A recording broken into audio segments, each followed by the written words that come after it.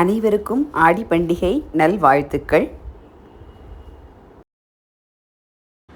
Hi friends, how are you all? Welcome to my channel Padmavathi art food and life. இன்னைக்கு ஆடி பண்டிகை. நேத்திக்கு தட்சிணாயன புண்ணிய காலம். நேத்திக்கு தர்ப்பணம் பண்ணுறவாள்லாம் நேத்திக்கு பண்டிகை, நேத்திக்கு அவாளுக்கெல்லாம் நேத்திக்கு தான் பண்ணியிருப்பா. ஸோ ஆற்றுல வந்து தர்ப்பணம் இல்லாதவா, அதாவது அப்பா அம்மா இருக்கிறவா வந்து இன்னைக்கு பண்டிகை பண்ணுறா. ஸோ ரெண்டும் சேர்ந்து வரும், சம்டைம்ஸ் ரெண்டும் சேர்ந்து வரும். இந்த தடவை வந்து நேத்திக்கு வந்து தட்சிணாயன புண்ணிய காலம், நேத்திக்கு தர்ப்பணம் பண்ணுறவாள்லாம் நேத்திக்கு பண்ணினா, எங்கள் ஆற்றுல இங்கே தர்ப்பணம் பண்ணுறவா இல்லைங்கிறதுனால ஸோ நான் வந்து இன்னைக்கு பண்ணுறேன். ஆடி பண்டிகைக்கு ஸ்பெஷல் என்னென்னா ஆடிப்பால். ஆடி பண்டிகையோட தளிகைகள்லாம் நான் வந்து வரிசையாக போடுறேன் உங்களுக்கு. இன்னைக்கு நான் என்னென்ன பண்ண போகிறேன்னா, மெயின் வந்து ஆடி பண்டிகைக்கு பண்ண வேண்டியது வந்து ஆடிப்பால்னு சொல்லுவா. ஆடி அழைக்கும் அப்படின்பா. ஆடி அழைக்கும் மீன்ஸ் ஆடி வந்து பண்டிகைகள் எல்லாம் அழைக்குமா. ஆடியிலேருந்து ஆடி மாதம் ஆரம்பிச்சதுன்னா வரிசையாக பண்டிகை.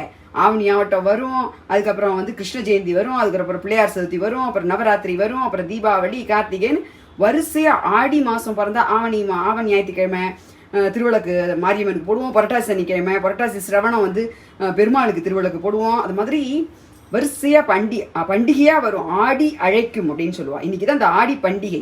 அந்த ஆடி பண்டிகையை ரொம்ப நன்னா கொண்டாடினோம்னா இந்த வருஷத்துக்கான பண்டிகைகள் எல்லாமே பெருமாள் புண்ணியத்தில், பெருமாள் அனுகிரகத்தில் எல்லாம் நன்னா நடக்கும் அப்படிங்கிறது பெரியவா சொல்கிற ஐதீகம். ஸோ அதுபடி இன்னைக்கு மெயினாக இன்னைக்கு என்ன பண்ண போகிறோம்னா வடை ஆடிப்பால். இதுதான் மெயின் ஐட்டம். மீதி ஆஸ் யூஷுவல் தளிகை நமக்கு, அதாவது தர்ப்பணம் பண்ணுறவா ஆற்றுல இருந்தானா வாழைக்காய், காய், அப்புறம் மோர்குழம்பு, இலப்பருப்பு இதெல்லாம் போட்டு பண்ணணும். தர்ப்பணம் பண்ணுறவா இருந்தாக்க நேத்திக்கு தளிகை இருந்ததுன்னா நேத்திக்கு தளிகையில் என்னென்ன பண்ணியிருக்கணும்னாக்க வடை, ஆடிப்பால். ஆடிப்பால் மீன்ஸ் தேங்காய் பால். அது எப்படி பண்ணுறதுன்னு நான் சொல்கிறேன் இந்த வீடியோவில் உங்களுக்கு. ஆடிப்பால், வடை, மோர்குழம்பு, வாழைக்காய், காய், பச்சடி இதெல்லாம் வந்து நேத்திக்கு தளிகையில் பண்ணியிருக்கணும். இன்னைக்கு நான் வந்து இன்னைக்கு பண்டிகை தளிகைங்கிறதுனால நான் வந்து எங்கள் ஆற்றுல தர்ப்பணம் பண்ணுறவா இல்லைங்கிறதுனால இன்னைக்கு நான் என்ன பண்ண போகிறேன்னா வடை பண்ணுறேன், அப்புறம் ஆடிப்பால் பண்ணுறேன், பூசணிக்காய் கூட்டு பண்ணுறேன். அதாவது ரசவாங்கி அப்படின்னு சொல்லுவா. பூசணிக்காய் கடலப்பருப்பு கூட்டு பண்ணுறேன், புளிக்கூட்டு. அது வந்து நான் அடுத்த வீடியோவில் போடுறேன். இந்த வீடியோவில் போட முடியாது, ரொம்ப லென்த்தி ஆகிடும். ஸோ இந்த வீடியோவில் நான் வடையும் ஆடிப்பால் பண்ணுறது மட்டும் போடுறேன். எல்லாருக்கும் ஆடி பண்டிகை நல்வாழ்த்துக்கள். வரிசையாக வர எல்லா பண்டிகைகளும் ரொம்ப நன்னா விமர்சையாக எல்லாரும் நல்லா செலிப்ரேட் பண்ணணும்னு எல்லாம் அல்ல பெருமாளை வேண்டிக்கிறேன். பெருமாளை வேண்டின்ட்டு இப்போ வடைக்கு பாருங்கோ, நான் வந்து ஒரு 100 கிராம் வந்து உளுத்தம்பருப்பு ஓட வச்சுட்டேன். ஆக்சுவலாக பார்த்தீங்கன்னா கடலைப்பருப்பு வடை தான் பண்ணுவா, கல்யாண வடைன்னு சொல்லிட்டு. எங்கள் ஆற்றுல அது யாரும் சாப்பிட மாட்டாங்கிறதுனால இது என்ன சொல்லுவான்னா, பண்டிகைக்கு பண்ணுற வடையில் உளுத்தம்பருப்பு மட்டும் தனியாக ஊற வைக்கக்கூடாது, அதில் 2 துவரம்பருப்பு கடலைப்பருப்பு போட்டு ஊற வைக்கணும் அப்படின்னு சொல்லுவாள். ஸோ அதனால் 2 துவரம்பருப்பு போட்டு ஊற வச்சுருக்கேன். ஃபுல் உளுத்தம்பருப்பு வடை தான். ஆனால் தவச தளிகையில் மட்டும்தான் உளுத்தம்பருப்பு தனியாக போட்டு அரைச்சி வடை தட்டணும். அது மாதிரி தவசத்துக்கு தட்டுற வடையில் பார்த்தீங்கன்னா நடுப்புற ஓட்டை போட்டு தட்டணும். இந்த மாதிரி பண்டிகைகளுக்கு பண்ணுற உளுந்து வடையில் நடுப்புற ஓட்டு போடக்கூடாது. இதெல்லாம் வந்து சில விஷயங்கள் பெரியவா எங்கிட்ட சொன்னதெல்லாம் நான் வந்து ஃபாலோ பண்ணிட்டு இருக்கேன். இன்னைக்கு வரைக்கும் அதுதான் நான் ஃபாலோ பண்ணுறேன். ஸோ அதுபடி இன்னைக்கு நான் வந்து உளுத்தம்பருப்பு வடை தான் பண்ண போகிறேன். 2 கடலைப்பருப்பு, துவரம்பருப்பும் இதில் போட்டு ஊற வச்சுருக்கேன். இதில் ஒரு 100 கிராம் பருப்பு போட்டிருக்கேன். இதை நான் மிக்சியில் தான் போட்டு அரைக்க போகிறேன்.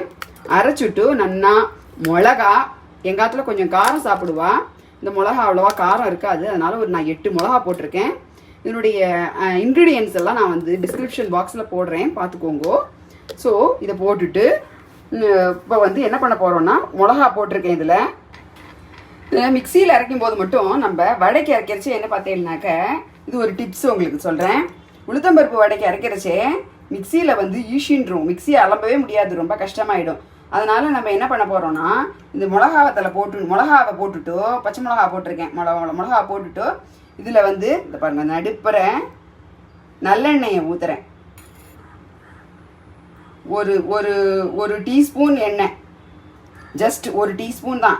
இது எதுக்காக ஊற்றுறோன்னா, வடை வந்து நல்ல ஃப்ளஃபியாக நல்லா புஸ்குன்னு வரும். நல்லா கூடு விட்டுண்டு சூப்பராக நல்லா வடை வரும், பொங்கிண்டு நல்லா வரும்.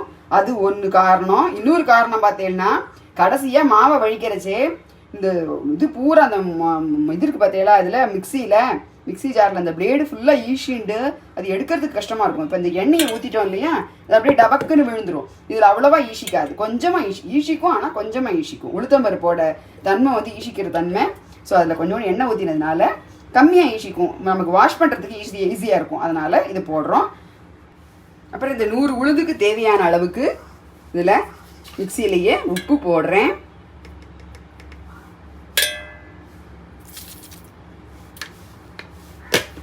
வேறு ஒன்றுமே இன்க்ரீடியன்ஸ் கிடையாது ஜாஸ்தி. உளுத்தம்பருப்பு பண்டிகைக்கு பண்ணுறதுனால 2 துவரம்பருப்பு கடலைப்பருப்பும் அதில் சேர்த்து போட்டிருக்கோம். பச்சை மிளகா, பெருங்காய பொடி நல்லா உண்டுன்னு போடுங்க பெருங்காய பொடி. ஏன்னா இது வந்து கொஞ்சம் வடை வந்து வாயு கொண்டுக்கும் அதனால். ஆனால் உளுத்தம்பருப்பு ரொம்ப நல்லது உடம்புக்கு. இப்போ கொஞ்சோண்டு மிளகு பொடி போடுறேன். உப்பு போட்டிருக்கேன், பெருங்காய பொடி, மிளகு பொடி, அவ்வளோதான். பச்சை மிளகா. இப்போ வந்து இதை ஊற வச்சிருக்கிற உளுந்தை போட்டு தண்ணி விடாத, தண்ணியே இருக்கக்கூடாது, துளி கூட தண்ணி விடாமல் அரைக்கணும். அரைச்சி உங்களுக்கு காமிக்கிறேன் பாருங்கோ. அரைச்சிருக்கேன் விழுதாட்டம், நல்லா கெட்டியமாக, ரொம்ப கெட்டியமாக அரைச்சிருக்கேன்.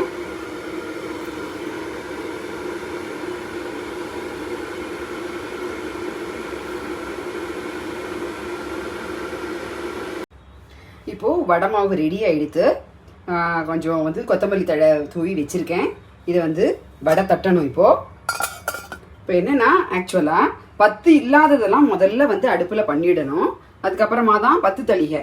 10 இல்லாத தளிகைன்னா இந்த வடை தட்டுறது, இந்த ஆடிப்பால் பண்ணுறது, அதுக்கப்புறம் காய்கறிகள், இதெல்லாம் 10 இல்லாத தளிகை. அதுக்கப்புறம் சாதம் வந்து கடைசியாக வச்சு, சாதம் கூட்டு சாத்து முத்து இதெல்லாம் வந்து கடைசியாக பண்ணுறது தளிகை. அதுக்கு தான் இப்போ பூசணிக்காய் கூட்டுக்கு தான் வந்து கடலைப்பருப்பும் பட்டாணி, கடலைப்பருப்பு, துவரம்பருப்பு, பட்டாணி ஊற வச்சுருக்கேன். இது வந்து அடுத்த வீடியோவில் காமிப்பேன். இந்த வீடியோவில் காமிக்க டைம் இருக்காது, நிறையா லென்த்தி ஆகிடும் அப்புறம். அதனால் இது வந்து நெக்ஸ்ட் வீடியோவில் காமிக்கிறேன். இந்த இம்பார்ட்டண்ட்டாக இருக்கிறது வடை, தேங்காய் பால், அதை மட்டும் நான் இப்போ காமிக்கிறேன். மீல் வைல் இதில் வந்து பார்த்தீங்கன்னா நான் வடைக்கு அரைச்சி வச்ச டயத்தில் அதே சமயம் நான் வந்து தேங்காய் வந்து ஒரு ஃபுல் தேங்காய், பெரிய தேங்காய், ஒரு முழு தேங்காவை நல்ல பால் எடுத்து திக்காக எடுத்து வச்சுருக்கேன். இதுதான் தேங்காய் பால், சாரி, ஒரு ஃபுல் தேங்காய் பால் எடுத்து வச்சுருக்கேன்.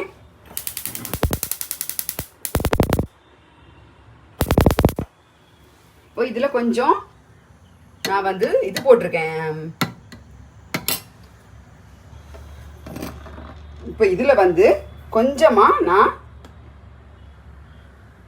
ஏலக்காய் பொடி போடுறேன். இந்த ஒரு தேங்காய்க்கு நான் வந்து நீங்கள் வெள்ளமாக இருந்ததுன்னா கரைச்சிட்டு மண்ணெல்லாம் எடுத்துட்டு போடுங்கோ, ஊற்றுங்கோ. இது நான் வெள்ளை சர்க்கரைங்கிறதுனால இதுலேயே போட்டுடுறேன். வெள்ளை சர்க்கரை நல்லதாக இருக்கும். நான் வாங்குறது வந்து வெள்ளை சர்க்கரை வந்து நல்லா இருக்கும், ஆர்கானிக் வெள்ளை சர்க்கரை. ஸோ அது நல்லா இருக்கும், அதில் வந்து ஒன்றுமே தூசி தும்பெல்லாம் இருக்காது. அதனால் நான் அதை அப்படியே போட்டுட்டேன். ஜஸ்ட்டு கரையணும், அவ்வளோதான். ஒரு முடிக்கு நான் வந்து 50 கிராம் வெல்லம் போட்டிருக்கேன், வெள்ளை சர்க்கரை போட்டிருக்கேன். இந்த வெள்ளை சர்க்கரை நல்லா ஸ்வீட்டாகவும் இருக்கும். ரொம்ப இது ஆர்கானிக் வெள்ளை சர்க்கரைங்கிறதுனால ஸ்வீட் ரொம்ப நல்லா ஸ்வீட்டாக இருக்கும். அதே சமயத்தில் இதில் வந்து தூசி எல்லாமும் இருக்காது. அதனால நான் டைரெக்டாக போட்டுட்டேன். நீங்கள் வெள்ளை சர்க்கரை இல்லை வெல்லம் யூஸ் பண்ணுற பட்சத்தில் கொஞ்சமாக வெந்நீரில் கரைச்சிட்டு அதை வடிகட்டிட்டு அதுக்கப்புறமா தேங்காய் பாலில் ஊற்றுங்கோ. இல்லையா நல்ல வெல்லம் அப்படின்னாக்க நீங்கள் வந்து அப்படியே கூட யூஸ் பண்ணிக்கலாம், அதுலேயே அப்படியே டைரெக்டாக போட்டுக்கலாம். ஜஸ்ட்டு இந்த வெள்ளை சர்க்கரை கரைஞ்சா போகும், ரொம்ப கொதிக்க விடக்கூடாது. தேங்காய் பாலோட பக்குவம் என்னன்னு பார்த்தீங்கன்னா, தேங்காய் பாலை ரொம்ப கொதிக்க விடக்கூடாது. கொதிக்க விட்டால் வந்து திரியாக போயிடும், அது திரிஞ்சு போயிடும்னு சொல்லுவாள் இல்லையா, அது மாதிரி அது திரியாக போயிடும், அதனுடைய தன்மையை இழந்துரும்னு சொல்லுவாள். அதனால் அதை ஜஸ்ட்டு இந்த வெல்லம் கரையிற வரைக்கும் லைட்டாக ஒரு கொதி வந்ததுன்னா போதும் அப்படின்னு சொல்லுவாள் பாட்டி. ஒரே ஒரு கொதி வந்தால் போகிறோம், இல்லைன்னா பார்த்தீங்கன்னா தண்ணியாக நீத்துக்கும், அது நன்னாவே இருக்காது. ஸோ அதனால் நம்ம தேங்காய் பால் மட்டும் ரொம்ப ஜாகிரதையாக பார்த்து பண்ணணும். பால் எடுக்கும்போதும் பார்த்தீங்கன்னா நன்னா கொஞ்சோண்டு ஒரே ஒரு ஸ்பூன் வந்து அரிசி சேர்த்துக்கோங்க, பச்சரிசி. ஒரு ஸ்பூன் வந்து தேங்காவை அரைக்கிறச்சே நல்ல தேங்காவாக எடுத்துக்கோங்க. நல்லா பால் இருக்கிற தேங்காவாக எடுத்துட்டு கொஞ்சோண்டு ஒரு ஸ்பூன் பச்சரிசி சேர்த்து அதை நீங்கள் வந்து அரைச்சிடனாக்க கொஞ்சம் திக்னஸாக இருக்கும், கொஞ்சம் பால் வந்து திக்னஸாக இருக்கும். ரொம்ப சாப்பிட்றதுக்கும் நல்லா இருக்கும், டேஸ்ட்டாக இருக்கும். ஸோ ஒரு ஸ்பூன், ஒரு டீஸ்பூன் போட்டால் போதும். தேங்காவோடையே போட்டு அரைச்சிருங்கோ. தேங்காவோட போட்டு அரைச்சிட்டு நல்லா 2 பால் எடுங்க போதும். 3வது பால்லாம் வேஸ்ட்டு. 3வது பால்லாம் எடுத்துடாதீங்க. 3வது பால் எடுத்தால் அதை வேறு எதுக்காவது நீங்கள் 3வதாக தண்ணி ஊற்றி ஒரு வாட்டி எடுத்தேன்னா அதை நீங்கள் சாத்துமுதுக்கெலாம் கூட யூஸ் பண்ணிக்கலாம். ரொம்ப நல்லாயிருக்கும். ஸோ தேங்காய் பால் சாத்துமுது சூப்பராக இருக்கும். இப்போ வந்து பாருங்க ரெடி ஆகிடுது. இதை கரைஞ்செடுத்து முடிஞ்செடுத்து, அவ்வளோதான். இந்த ஒரு கொதி வந்துடுச்சுன்னா போதும், அவ்வளோதான். இதில் என்னென்ன போட்டிருக்கேன்? தேங்காய், ஒரு தேங்காய், 50 கிராம் வெள்ளை சர்க்கரை, ஏலக்காய் பொடி 1 ஸ்பூன், 1 டீஸ்பூன், அவ்வளோதான், முடிஞ்சிடுது. இப்போ இது ரெடி. இப்போ வந்து மாவு வந்து அரைச்சி வச்சுருக்கோம். வடை, இந்த வடை தட்டிட்டாக்க மடி தளிகை முடிஞ்சு போய்டும். அதாவது இந்த தளிகை 10 இல்லாத தளிகை முடிஞ்சிடுது. இது வந்து 10 இல்லாமல் தனியாக எடுத்து வச்சுடுவேன். அப்புறம் காய்கறியெல்லாம் வதக்கிட்டு அதையும் தனியாக 10 இல்லாமல் எடுத்து வச்சிடணும். இதில் வந்து 10 தளிகை, 10 இல்லாத தளிகை இதெல்லாம் வந்து எங்கள் ஆத்துல பாப்பா. ஸோ நான் அதுபடி தான் ஃபாலோ பண்ணிட்டு இருக்கேன். அந்த சாதம் அந்த மாதிரி இருக்கிறதெல்லாம் வந்து 10 தளிகை. சாதம், பருப்பு இதுமாரி வேக. இப்போது வடை தட்ட போகிறேன். அதுக்கு என்ன பண்ணணும்னா கொஞ்சமாக ஒரு குட்டியாக டவரால் கொஞ்சம் தண்ணி எடுத்து வச்சுக்கோங்க கையில். நான் வந்து வாழலையெல்லாம் வச்சு தட்ட மாட்டேன். நான் அப்படியே கையாலே தட்டிடுவேன். கையால் தட்டி போட்டு எடுத்துருவேன். ஆக்சுவலாக எது பொரிக்கிறதா இருந்தாலும் எண்ணெயை கம்மியாக வச்சு யூஸ் பண்ணுங்க. ஏன்னா நம்ம ரீயூஸ் பண்ண முடியாது. ரீயூஸ் மறுபடியும் காய்ச்சக்கூடாது எண்ணெய், அது உடம்புக்கு கெடுதல். இந்தமாரி நம்ம பொரிச்ச எண்ணெயை நம்ம வந்து திரும்பாரத்துக்கு, அதாவது தாளிக்கிறதுக்கெல்லாம் யூஸ் பண்ணிக்கலாம். ஸோ அதனால் நான் எப்போதுமே எண்ணெய் வந்து பொரிக்கிறதுக்காகட்டும் எது பொரித்தாலும் கம்மியாக தான் யூஸ் பண்ணுவேன். இப்போது எண்ணெய் வந்து ரொம்ப பற்றிக்கவும் காயக்கூடாது. வடை வந்து உள்ளே வேகாது. அப்புறம் மேலே மட்டும் சக்கச்சவேர்னு போயிடும், உள்ளே வேகாது. அதே சமயத்தில் எண்ணெய் ரொம்ப கம்மி சூட்லேயும் இருக்கக்கூடாது. ரொம்ப கம்மி சூட்டில் இருந்தாக்க பாருங்க இப்படி டபக்குன்னு மேலே வரணும். அது இதுக்கு இன்னும் கொஞ்சம் சூடு வேணும். எண்ணெய் இது பாருங்க மேலே வந்துடுது பாருங்க. குட்டியாக போட்டு காமிச்சிருக்கேன் பாருங்க. இந்த மாதிரி போட்டாக்க டக்குன்னு மேலே வந்துடணும். அதுதான் பதம். ஏன்னா ரொம்ப கம்மி சூடாக இருந்ததுன்னா வடை வந்து ரொம்ப ஹார்ட் ஆகிடும். ரொம்ப ஜாஸ்தி பற்றிக்க சூடு இருந்ததுன்னா வடை உள்ளே வேகாது, மேலே மட்டும் கருகி போயிடும். இப்போ வந்து நான் பண்டிகைங்கிறதுனால ஓட்டை போட போகிறது இல்லை. அது பாருங்க இப்படி எடுக்கிறேன். ஒரு உருண்டையை தண்ணி தொட்டுண்டேன். இதை பாருங்க இப்படி கையாலேயே இப்படி பண்ணுறேன். இப்போ எண்ணெயில் போடுறேன். மறுபடியும் தண்ணி தொட்டுக்கிறேன், எடுக்கிறேன். ஒரு குட்டி உருண்டை, நான் குட்டி இழுப்ப சட்டி வச்சுருக்கேன். அதனால் பாருங்க இப்படி தட்டுறேன், போடுறேன். பாருங்க இன்னொன்று பாருங்க, இப்படி குட்டியாக ஒரு உருண்டை எடுக்கிறேன், இப்படி உருட்டுறேன். தண்ணி தொட்டுண்டேன், அதனால் பாருங்க கையில் ஒட்டவே இல்லை. இப்படி பண்ணுறேன், போட்டுட்டேன். இதில் வந்து 4 தான். இந்த தண்ணி தொட்டுண்டேன். இதுலேருந்து ஒரு குட்டியாக ஒரு உருண்டையை எடுக்கிறேன். இந்த கொத்தமல்லி எல்லாமும் போட்டுட்டேன், கலந்து வச்சுருக்கேன். இந்த பாருங்க இப்படி கையால் இப்படி பண்ணால் போதும். உங்களுக்கு ஓட்டை போடணுன்னா நடுப்புற இப்படி வச்சு இப்படி ஓட்டை போட்டுக்கலாம். இது வந்து நான் பண்டிகைக்கு பண்ணுறதுனால ஓட்டை போட்டு பண்ணக்கூடாது, இது எங்கள் வழக்கம். அதனால் மாதிரி பாருங்க முன்னாடி போட்ட வடையெல்லாம் மேலே வந்துடுத்து. என்ன பண்ண போகிறோம்? லைட்டாக புரட்டி விட போகிறோம்.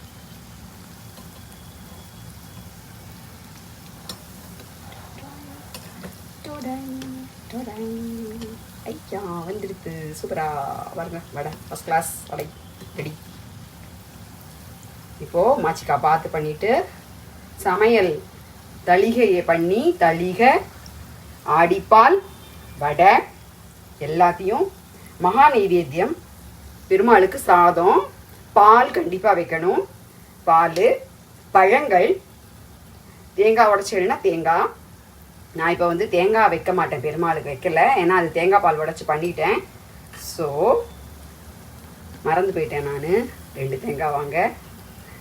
ஸோ பாருங்க ஆயிடுத்து. இது வந்து லைட் ப்ரௌன் கலரில் ஆகும், லைட் கோல்டன் கலரில் ஆகும்.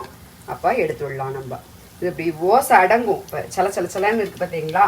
இது ஓசை அடங்கின உடனே எடுத்துட வேண்டியதான் நம்ம. பாருங்க, வடை நல்லா கோல்டன் ப்ரௌனில் வந்துடுது. செம்மையாக தக தகன்னு மின்றது கோல்டன் கலரில். இதுதான் முடிஞ்சிடுது, நல்லா வெந்துடுது. இது பாருங்க, ஓசையும் அடங்கிடுது. இதுதான் பதம். இப்போ இதை எடுத்துட வேண்டியதுதான். வடையை எடுத்து ஒரு டிஷ்யூ பேப்பரில் வச்சு கொஞ்சம் எண்ணெய் வடிஞ்சதுக்கப்புறம் சாப்பிடுங்கோ. நிறைய எண்ணெய் சேர்த்துக்க வேண்டாம். எங்காத்து பெரும்பாலும் ரொம்ப டயட்டு, அதனால் அவருக்கும் இந்த மாதிரி பேப்பரில் எல்லாம் வச்சுட்டு தான் கொடுப்பேன். ஸோ இப்போ எல்லாத்துக்கும், எல்லா நெய்வேத்தியத்துக்கும் நெய் சேர்க்கணும், துளசி சேர்க்கணும், சேர்த்து பெருமாளுக்கு பண்ணணும். நான் இப்போது தளிகை முடித்து பெருமாளுக்கு பண்ணிவிட்டு அதெல்லாம் உங்களுக்கு ஃபோட்டோஸ் போடுறேன் இதோட சேர்த்து, இந்த வீடியோவோட. ஓகே, எல்லாருக்கும் ஆடி பண்டிகை நல்வாழ்த்துக்கள். வரிசையாக வர பண்டிகைகள் எல்லாம் நல்ல நாளாக அமையட்டும் எல்லாருக்கும்னு பெருமாள்கிட்ட வேண்டிக்கிறேன். Please subscribe my channel Padmavathi art food and life. Please share with your friends. இந்த ஆடி பண்டிகை தளிகைகள் எல்லாம் நான் தளிகை ஃபுல்லாக போட முடியலை. இந்த பூசணிக்காய் கூட்டு, பருப்பு ரசம் இதெல்லாம் நான் நெக்ஸ்ட் வீடியோவில் போடுறேன், வீடியோ பண்ணி போடுறேன். நான் இன்னைக்கு இம்பார்ட்டண்ட்டான வடையும் ஆடிப்பாலும் மட்டும்தான் போட்டிருக்கேன். So okay, bye bye, see you. ஆடிப்பண்டிகை நெய்வேத்தியங்கள் பெருமாளுக்கு ஆடிப்பால், வடை, முக்கனிகள், 3 விதமான கனிகள், பால், தயிர், மகா நெய்வேத்தியம், சாதம், கூட்டு, பூசணிக்காய் கூட்டு, இது எல்லாம் நான் நெய்வேத்தியம் வச்சுருக்கேன். பாருங்கோ. தேங்க்யூ, பாய் பாய்.